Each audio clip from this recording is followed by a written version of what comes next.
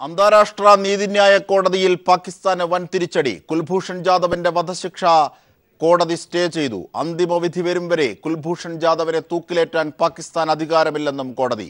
Indian നയതന്ത്ര പ്രതിനിധിക്ക് ജാദവിനെ കാണാം. നീതിപൂർവമായ വിചാരണ വേണമെന്നും കോടതി അറിയിച്ചു. പാകിസ്ഥാന്റെ മുഖത്തേറ്റ പ്രഹരമായി അന്താരാഷ്ട്ര നീതിന്യായ കോടതിയുടെ വിധി. കേസ് പരിഗണിക്കാൻ അന്താരാഷ്ട്ര കോടതിക്ക് അധികാരമില്ലെന്ന പാകിസ്ഥാൻ വാദത്തെ രൂക്ഷമായി കുറ്റപ്പെടുത്തിയാണ് ജാദവ് കേസിലെ വിധിന്യായത്തിലേക്ക് ജസ്റ്റിസ് റോണി അബ്രഹാമിന്റെ നേതൃത്വത്തിലുള്ള 11-അംഗ ബെഞ്ച് കടന്നത്. വിയന്ന ഉടമ്പടി പ്രകാരം കേസ് പരിഗണിക്കാൻ അധികാരമുണ്ട്. സ്വന്തം പൗരന് നിയമസഹായം നൽകാനുള്ള അവകാശവും ഇന്ത്യക്കുണ്ട്. ജാദവിന് നിയമസഹായം നൽകാനുള്ള ഇന്ത്യൻ ശ്രമത്തെ തടഞ്ഞ പാക് നടപടി വിയന്ന ഉടമ്പടിക്ക് വിരുദ്ധം. ജാദവുമായി ആശയവിനിമയം നടത്താൻ ഇന്ത്യൻ നയപ്രതിനിധിയെ അനുവദിക്കുക. കേസിൽ മുൻവിധിയോടെയാണ് പാക് പട്ടാള കോടതി പെരുമാറിയത്. ഇന്ത്യയുടെയും ജാദവിന്റെയും അവകാശങ്ങൾ സംരക്ഷിക്കപ്പെടേണ്ടതുണ്ട്. അന്തിമവിധി വരുന്നതുവരെ വധശിക്ഷ സ്റ്റേ ചെയ്യുന്നതായും കോടതി ഉത്തരവിട്ടു.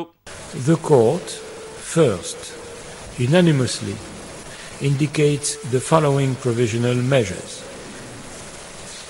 Pakistan shall take all measures at its disposal to ensure that Mr. Jadav is not executed pending the final decision in these proceedings, and shall inform the court of all the measures taken in implementation of the present order. 2. Unanimously decides that until the court has given its final decision, it shall remain seized of the matters which form the subject matter of this order. വിചാരണയ്ക്കിടയിൽ ജാദവിന്റെ ജീവൻ അപകടത്തിലാകുമോ എന്ന ആശങ്കയും വിധിന്യായത്തിലുണ്ട്. 2017 August 1 വരെ വധശിക്ഷ നടപ്പിലാക്കില്ല എന്ന ഉറപ്പ് മാത്രമേ പാകിസ്ഥാൻ വാദത്തിൽ നൽകിയിട്ടുള്ളൂ. അതിനർത്ഥം 1-ാം തീയതിക്ക് ശേഷം എപ്പോൾ വേണമെങ്കിലും ജാദവിനെ തൂക്കിക്കൊല്ലാമെന്നാണ്. ഇത് അനുവദിക്കാൻ അതിനാൽ അന്തിമവിധി പുറപ്പെടുവിക്കുന്നതുവരെ ജാദവ് സുരക്ഷിതനായിരിക്കണം. അക്കാര്യത്തിൽ എന്തു നടപടികൾ സ്വീകരിച്ചുവെന്ന് അപ്പോൾ അറിയിക്കാനും രാജ്യാന്തര നീതിന്യായ കോടതി പാകിസ്ഥാനോട് ആവശ്യപ്പെട്ടു. ചാരപ്രവർത്തനത്തിനിടെ ബലൂചിസ്ഥാനിൽ നിന്നും പിടികൂടിയെന്നാണ് പാകിസ്ഥാന്റെ കുറ്റപത്രം. ഇതും അംഗീകരിക്കപ്പെട്ടില്ല. ഇറാനിൽ നിന്നും പാകിസ്ഥാൻ തട്ടിക്കൊണ്ടുപോവുകയായിരുന്നുവെന്ന ഇന്ത്യൻ വാദത്തിന്റെ കൂടി അടിസ്ഥാനത്തിൽ അറസ്റ്റ് ചെയ്യപ്പെട്ടത് എവിടെ നിന്നാണ് എന്ന കാര്യത്തിൽ തർക്കമുണ്ടെന്ന് കോടതി പറഞ്ഞു. പാകിസ്ഥാൻ ഉയർത്തിയ എല്ലാ വാദങ്ങളും വ്യാജ തെളിവുകളും കോടതി തള്ളിക്കളഞ്ഞുവെന്നത് ഇന്ത്യക്ക് ആശ്വാസമേകുന്നു. വിധിയെ ഇന്ത്യ സ്വാഗതം ചെയ്തു. കേസിൽ ഇന്ത്യക്ക് വേണ്ടി വാദിച്ച മുതിർന്ന അഭിഭാഷകൻ ഹരീഷ് സാൽവിയെ വിദേശകാര്യമന്ത്രി സുഷമ സ്വരാജ് അഭിനന്ദിച്ചു. ജാദവിന്റെ മഹാരാഷ്ട്രയിലെ വസതിയിൽ ബന്ധുക്കളും ആഹ്ലാദത്തിലായി. News bureau, Delhi.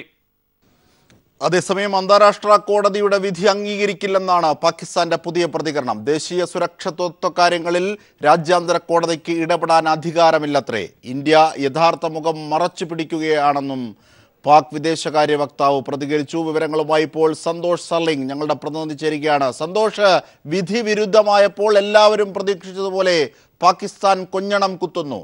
എന്തൊക്കെയാണ് പാകിസ്ഥാന്റെ ഏറ്റവും പുതിയ പ്രതികരണം? അജിംഷാദ്, പാകിസ്ഥാന്റെ വിദേശകാര്യ വക്താവ് അല്പസമയം മുമ്പാണ് മാധ്യമങ്ങളെ കണ്ടത്. ഔദ്യോഗികമായി തന്നെ ഇക്കാര്യത്തിൽ പ്രതികരണം വക്താവ് നൽകിയിരിക്കുന്നു. അന്താരാഷ്ട്ര നീതിന്യായ കോടതിയുടെ വിധി അംഗീകരിക്കില്ല. രാജ്യ സുരക്ഷ അടക്കമുള്ള വിഷയങ്ങളിൽ എങ്ങനെയാണ് അന്താരാഷ്ട്ര കോടതി ഇടപെടുന്നതെന്ന ചോദ്യവും വിദേശകാര്യ വക്താവ് ഉയർത്തിയിട്ടുണ്ട്. അതുകൊണ്ട് തന്നെ ഈ വിഷയത്തിൽ നീതിന്യായ കോടതിയുടെ ഉത്തരവ് അംഗീകരിക്കുന്നില്ല അറിയിച്ചിരിക്കുന്നത് എന്ന് മാത്രമല്ല, ഇന്ത്യയെ കുറ്റപ്പെടുത്തുകയും ഇന്ത്യ യഥാർത്ഥ മുഖം മറച്ചുവെക്കാനാണ് അന്താരാഷ്ട്ര നീതിന്യായ കോടതിയെ സമീപിച്ചത് പോലും. അങ്ങനെ നല്ല അതാണ് ടെലിഫോണിന് ബുദ്ധിമുട്ടുകളുണ്ട് സർലിംഗ്, റേഞ്ച് പ്രശ്നമുണ്ടെന്ന് തോന്നുന്നു. അതായത് സന്തോഷ്, ഒരുപക്ഷെ നേരത്തെ തന്നെ ഈ വിധത്തിലുള്ള കാര്യങ്ങൾ എത്തിയിരുന്നു. ഈ അന്താരാഷ്ട്ര കോടതിയുടെ വിധി ഒരുപക്ഷെ നടപ്പാക്കാൻ ബാധ്യത പാകിസ്ഥാൻ ഇല്ല എന്ന തരത്തിലേക്കുള്ള രീതിയിലേക്ക് എത്തും. വിധി മറിച്ചായാൽ, പാകിസ്ഥാനെതിരായാൽ എന്നൊരു ഭാവം അന്ന് തന്നെ വിദേശകാര്യ വിദഗ്ധർ പല കോളങ്ങളിലായി എഴുതിയതാണ്. അതിലേക്ക് തന്നെ കാര്യങ്ങൾ എത്തുന്നു. 1. 2, വിചാരണയും അല്ലെങ്കിൽ അതുമായി ബന്ധപ്പെട്ട നടപടിക്രമങ്ങളും കോടതിയുടെ നടപടിക്രമങ്ങളുമായി എല്ലാം സഹകരിക്കുകയും ഒടുവിൽ വിധി എതിരായപ്പോൾ പാകിസ്ഥാന്റെ ഇത്തരത്തിലുള്ള ഇടപെടലുകൾ ഒരുപക്ഷെ വിയന്ന കരാറിനെ ലംഘിച്ചു എന്ന കോടതിയുടെ പരാമർശം പോലും നിലനിൽക്കുന്ന വേളയിൽ എങ്ങനെയാകും പാകിസ്ഥാൻ പ്രത്യാഘാതങ്ങൾ നേരിടുന്ന തരത്തിലേക്ക് കാര്യങ്ങളെ രൂപപ്പെടുത്താനാവുക? ഉയർത്തിയിരിക്കുന്ന ആ ആശങ്കകളെല്ലാം ശരിവയ്ക്കുന്നതാണ് ഇപ്പോഴത്തെ പാകിസ്ഥാൻ വക്താവിന്റെ നിലപാട്. ആദ്യം മുതൽ തന്നെ ഇക്കാര്യത്തിൽ വിവിധ നയതന്ത്ര വിദഗ്ധരൊക്കെ ചൂണ്ടിക്കാണിച്ചിരുന്നു. വിധി വന്നാലും പാകിസ്ഥാൻ അത് അംഗീകരിക്കാനുള്ള സാധ്യതയില്ല. അത് വലിയേറെ പ്രശ്നങ്ങൾ, ഗുരുതരമായ സ്ഥിതിവിശേഷത്തിലെ കാര്യങ്ങൾ അത് തന്നെയാണ് ഉണ്ടായിരിക്കുന്നത്. വിധിയുടെ ഈ വാദത്തിന്റെ ആദ്യഘട്ടത്തിൽ ഈ നീതിന്യായ കോടതിയുടെ അധികാര പരിധിയെ ചോദ്യം ചെയ്ത പാകിസ്ഥാൻ ആ നിലപാടിൽ നിന്ന് ഒരു ഇഞ്ച് പോലും മുന്നോട്ട് പോയിട്ടില്ല. ഇപ്പോഴാകട്ടെ അത് ആഭ്യന്തര സുരക്ഷാ വിഷയമായി വ്യാഖ്യാനിച്ചിരിക്കുകയാണ് വിദേശകാര്യ വകുപ്പ്. എങ്കിൽ എന്തുകൊണ്ട് ഇക്കാര്യത്തിൽ അന്താരാഷ്ട്ര നീതിന്യായ കോടതിയുടെ വിചാരണയുടെ സമയത്ത് ഹാജരായി എന്ന ചോദ്യം ഉൾക്കുന്നു. പക്ഷെ എന്നാൽ പോലും കൊണ്ട് സ്വാഭാവികമായും അതിന് ആ വിധി അംഗീകരിക്കാത്ത രീതിയിലേക്ക് കാര്യങ്ങൾ നീങ്ങുന്നു. പാകിസ്ഥാന്റെ മുൻകാല ചെയ്തികളും പലതരത്തിൽ ഇക്കാര്യത്തിൽ നമുക്ക് എടുത്തു പറയേണ്ടി വരും. കാരണം ഇതിനു മുമ്പ് പലപ്പോഴും ഇത്തരത്തിൽ ഇന്ത്യയുമായുള്ള തർക്ക പ്രശ്നങ്ങളിലടക്കം മനുഷ്യാവകാശങ്ങൾക്കൊന്നും യാതൊരു മുൻഗണനയും നൽകാറില്ല. ആ നടപടികളുടെ തുടർച്ചയായിട്ടാണ് ഇപ്പോഴും ഇതിനെ എടുക്കേണ്ടത്. ഇത് വലിയ ആശങ്ക ഉണർത്തുന്നു. കാരണം അയാളുടെ സുരക്ഷ, ജാദവിന്റെ സുരക്ഷ ഉറപ്പുവരുത്തണമെന്ന് പറഞ്ഞിരിക്കുന്ന പാകിസ്ഥാൻ തന്നെയാണ്. പാകിസ്ഥാൻ മിലിറ്ററി കോടതിയോ അല്ലെങ്കിൽ മിലിറ്ററിയുടെ ഭാഗത്തു നിന്നാണോ ഇത്തരത്തിലൊരു പ്രതികരണം ഉണ്ടായെങ്കിൽ നമുക്ക് പിന്നെയും പറയാമായിരുന്നു. പക്ഷെ ഇത് അങ്ങനെയല്ല. പാകിസ്ഥാൻ തന്നെ അവരുടെ സർക്കാരിന്റെ ഭാഗത്തു നിന്ന് തന്നെയാണ് ഇത് പറഞ്ഞിരിക്കുന്നത്. തീർച്ചയായും അതാണ് വളരെ പ്രസക്തമായി അടിവരയിടേണ്ടതും. അത്തരത്തിൽ സർക്കാരിന്റെ ഭാഗത്തുനിന്നുള്ള പ്രതികരണമാണ് പാകിസ്ഥാൻ സർക്കാരിന്റെ ഭാഗത്തുനിന്നുള്ള പ്രതികരണമാണ് ഉണ്ടാകുന്നത് എന്നത് അടിവരയിടേണ്ടതാണ്. അങ്ങനെയാണെങ്കിൽ അന്താരാഷ്ട്ര കോടതി വിധി അടക്കം അനുകൂലമായിട്ടും ഇന്ത്യക്ക് ആശങ്ക ജാദവിന്റെ വിഷയത്തിൽ ഒഴിയുന്നില്ല. പാകിസ്ഥാൻ പുറം തിരിഞ്ഞു നിൽക്കുന്നു എന്ന ഗുരുതരമായ കാര്യങ്ങളിലേക്ക് കൂടിയാണ് കാര്യങ്ങൾ എത്തുന്നത്. ഇതിന്റെ വിവരങ്ങളാണ്, സമഗ്ര വിവരങ്ങളാണ് സന്തോഷ് സർലിംഗ് ഞങ്ങളുടെ പ്രതിനിധി നൽകിയത്. കലാഭവൻ മണിയുടെ മരണത്തെക്കുറിച്ച് അന്വേഷണം CBI ഏറ്റെടുത്തു. ചാലക്കുടി പോലീസ് കേസ് ഫയലുകൾ CBIക്ക് കൈമാറി. സഹോദരൻ RLV രാമകൃഷ്ണന്റെ ഹർജിയുടെ അടിസ്ഥാനത്തിൽ കലാഭവൻ മണിയുടെ ദുരൂഹ മരണത്തിലെ അന്വേഷണം CBI ഏറ്റെടുക്കണമെന്ന ഹൈക്കോടതി ഉത്തരവിട്ടിരുന്നു. കോടതി ഉത്തരവിന്റെ അടിസ്ഥാനത്തിൽ CBI ആസ്ഥാനത്ത് നിന്നുള്ള നിർദ്ദേശപ്രകാരമാണ് CBI കൊച്ചി യൂണിറ്റ് കേസ് ഏറ്റെടുക്കുന്നതിനുള്ള നടപടി ആരംഭിച്ചത്. രാവിലെ കൊച്ചിയിൽ നിന്നെത്തിയ CBI ഇൻസ്പെക്ടർ ചാലക്കുടി പോലീസുമായി കൂടിക്കാഴ്ച നടത്തി. അന്വേഷണം സംബന്ധിച്ച വിവരങ്ങൾ ചോദിച്ചറിഞ്ഞ സംഘം കേസ് കൈകാര്യം ചെയ്തുവന്ന ചാലക്കുടി CIയിൽ നിന്ന് ഫയലുകൾ ഏറ്റുവാങ്ങി. കഴിഞ്ഞ വർഷം മാർച്ച് 6-നാണ് കലാഭവൻ മണി കൊച്ചിയിലെ സ്വകാര്യ ആശുപത്രിയിൽ മരിച്ചത്. അബോധാവസ്ഥയിൽ ആശുപത്രിയിൽ പ്രവേശിക്കപ്പെട്ട മണിയുടെ ശരീരത്തിൽ മീഥൈൽ ആൽക്കഹോൾ കണ്ടെത്തിയതിനെ തുടർന്നാണ് പോലീസ് അസ്വാഭാവിക മരണത്തിന് കേസെടുത്തത്. ആന്തരിക അവയവ പരിശോധനയിൽ ക്ലോർപൈരിഫോസ് അടക്കമുള്ള രാസവസ്തുക്കളുടെ സാന്നിധ്യം കണ്ടെത്തി. എന്നാൽ ഇവയുടെ ഉറവിടം കണ്ടെത്താൻ അന്വേഷണ സംഘത്തിനായില്ല. മണിയുടെ മരണകാരണം ആത്മഹത്യയോ കൊലപാതകമോ സ്വാഭാവിക മരണമോ എന്ന് തെളിയിക്കാനും പോലീസിനായില്ല. സഹായികളെയും സുഹൃത്തുക്കളെയും നുണപരിശോധനയ്ക്ക് വിധേയരാക്കിയെങ്കിലും അസ്വാഭാവികമായി ഒന്നും കണ്ടെത്താൻ സാധിക്കാത്തതിനാൽ അന്വേഷണം നിലച്ചിരുന്നു. ഇതോടെ കേസ് CBIക്ക് വിടാൻ ആഭ്യന്തര വകുപ്പ് തീരുമാനമെടുത്തു. കേസ് ഏറ്റെടുക്കാൻ ആദ്യഘട്ടത്തിൽ തയ്യാറാകാതിരുന്ന CBI ഹൈക്കോടതി ഉത്തരവ് വന്നതോടെയാണ് ചാലക്കുടിയിലെത്തി ഫയലുകൾ ഏറ്റുവാങ്ങിയത്. News bureau, Thrissur. ഫുട്ബോൾ താരം CK വിനീതിനെ AG's ഓഫീസിൽ നിന്നും പിരിച്ചുവിട്ട നടപടി പുനഃപരിശോധിക്കണമെന്നാവശ്യപ്പെട്ട് ദേശീയ യൂത്ത് കമ്മീഷൻ കേന്ദ്ര കായിക വകുപ്പ് സെക്രട്ടറിക്ക് കത്തയച്ചു. ഫുട്ബോളിന് വിനീത് നൽകിയ സംഭാവനകൾ പരിഗണിക്കാതെയുള്ളതാണ് നടപടിയെന്ന് യൂത്ത് കമ്മീഷൻ കത്തിൽ ചൂണ്ടിക്കാട്ടുന്നു. സംസ്ഥാനത്തെ 12 തദ്ദേശ സ്വയംഭരണ വാർഡുകളിലേക്ക് നടന്ന തെരഞ്ഞെടുപ്പിൽ LDFന് മികച്ച ജയം. തെരഞ്ഞെടുപ്പ് നടന്ന 12 വാർഡുകളിൽ 8-ലും LDF ജയിച്ചു. 3 LDF പിടിച്ചെടുത്തതാണ്. സംസ്ഥാനത്തെ 12 തദ്ദേശ സ്വയംഭരണ വാർഡുകളിലേക്ക് നടന്ന തെരഞ്ഞെടുപ്പിൽ LDF മികച്ച വിജയം കരസ്ഥമാക്കി. പത്തനംതിട്ടയിൽ UDF പഞ്ചായത്ത് പ്രസിഡന്റിന്റെ മരണത്തെ തുടർന്ന് നടന്ന ഉപതെരഞ്ഞെടുപ്പിൽ LDF വിജയം നേടി. കഴിഞ്ഞ തെരഞ്ഞെടുപ്പിൽ നഷ്ടമായ 3 വാർഡുകൾ LDF ഇക്കുറി പിടിച്ചെടുത്തിട്ടുമുണ്ട്. പത്തനംതിട്ട മല്ലപ്പള്ളി ഗ്രാമപഞ്ചായത്ത് കിഴക്കേക്കര വാർഡിൽ ജേക്കബ് തോമസാണ് വിജയിച്ചത്. UDFൽ നിന്ന് വാർഡ് LDF പിടിച്ചെടുക്കുകയായിരുന്നു. 87 വോട്ടാണ് ഭൂരിപക്ഷം. Pathanamthitta municipality Kumbazha west ward UDF നിലനിർത്തി. കോൺഗ്രസ് ഐയിലെ ആമിന ബീവിയാണ് വിജയിച്ചത്. ഇവിടെ കഴിഞ്ഞ തവണ 500-ലേറെ വോട്ട് കിട്ടിയ UDFന് ഇക്കുറി 367 വോട്ടേ ലഭിച്ചുള്ളൂ. BJPക്ക് ആകെ കിട്ടിയത് 27 വോട്ടും. ആലപ്പുഴ എഴുപുന്ന ഗ്രാമപഞ്ചായത്ത് കുമാരപുരം വാർഡും LDF പിടിച്ചെടുത്തു. തൃശൂർ വാടാനപ്പള്ളി ഗ്രാമപഞ്ചായത്ത് നടുവിക്കര വെസ്റ്റ് വാർഡിൽ CPMലെ VG അനിൽകുമാർ വിജയിച്ചു. 130 വോട്ടാണ് ഭൂരിപക്ഷം. മലപ്പുറം ജില്ലയിൽ ഉപതെരഞ്ഞെടുപ്പ് നടന്ന 2 വാർഡിലും മുസ്ലിം ലീഗ് വിജയിച്ചു. ആലങ്കോട് ഗ്രാമപഞ്ചായത്ത് ചിയാനൂരിലും കണ്ണമംഗലം ഗ്രാമപഞ്ചായത്ത് ചെങ്ങാനിയിലുമാണ് വിജയിച്ചത്.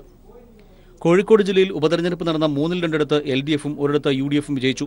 കണ്ണൂർ ജില്ലയിൽ 3 നടന്ന ഉപതെരഞ്ഞെടുപ്പിൽ 3 LDF വിജയിച്ചു.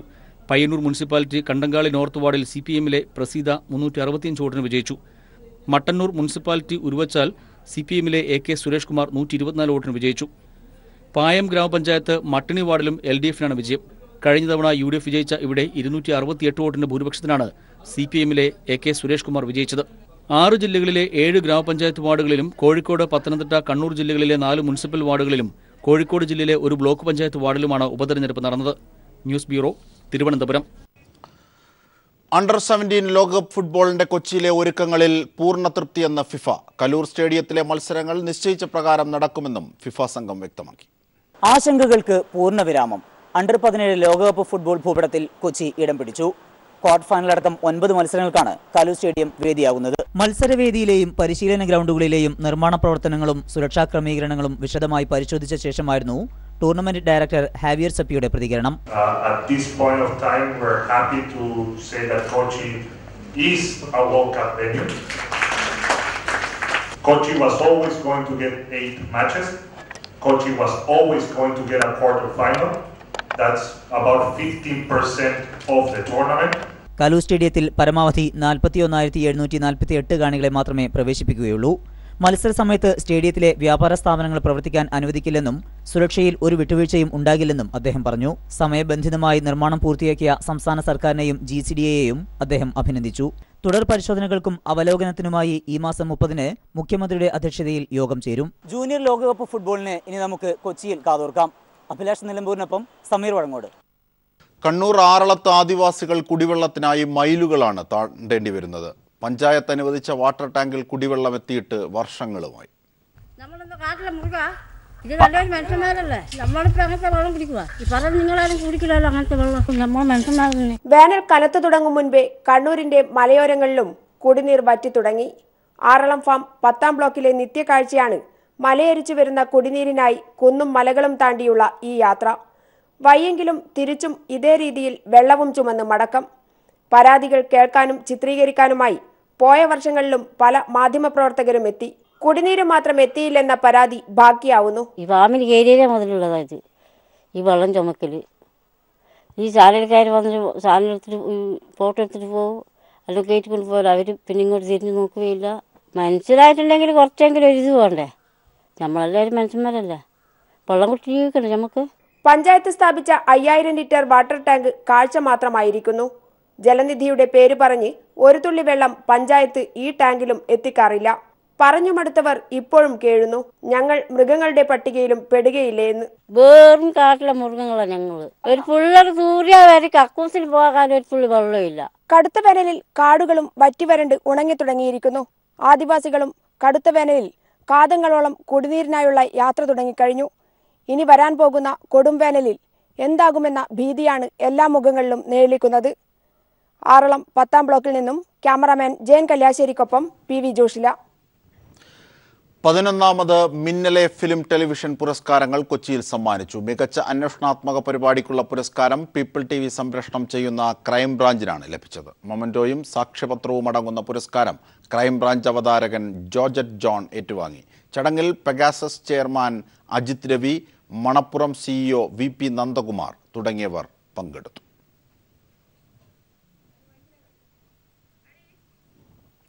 ഈസ്റ്റേൺ ഗ്രൂപ്പിന്റെ ഉടമസ്ഥതയിലുള്ള നന്മ പ്രോപ്പർട്ടീസിന്റെ പാർപ്പിട സമുച്ചയമായ കാസിൽ റോക്ക് വൈപ്പിനിൽ പൂർത്തിയായതായി ചെയർമാൻ നവാസ് മീരാൻ കൊച്ചിയിൽ വാർത്താസമ്മേളനത്തിൽ അറിയിച്ചു. പദ്ധതിയുടെ ഉദ്ഘാടനവും താക്കോൽദാന ചടങ്ങും ഈ മാസം 20-ന് നടക്കും. Eastern condiments director Nafeesa Meeran ഉദ്ഘാടനം കർമ്മം നിർവഹിക്കും. കുറഞ്ഞ മുതൽ മുടക്കിൽ അത്യന്താധുനിക സൗകര്യങ്ങളോടെ 150 ആഡംബര അപ്പാർട്ട്മെന്റുകളാണ് കാസിൽ റോക്കിന്റെ പ്രത്യേകതയെന്ന് നവാസ് മീരാൻ വാർത്താസമ്മേളനത്തിൽ അറിയിച്ചു.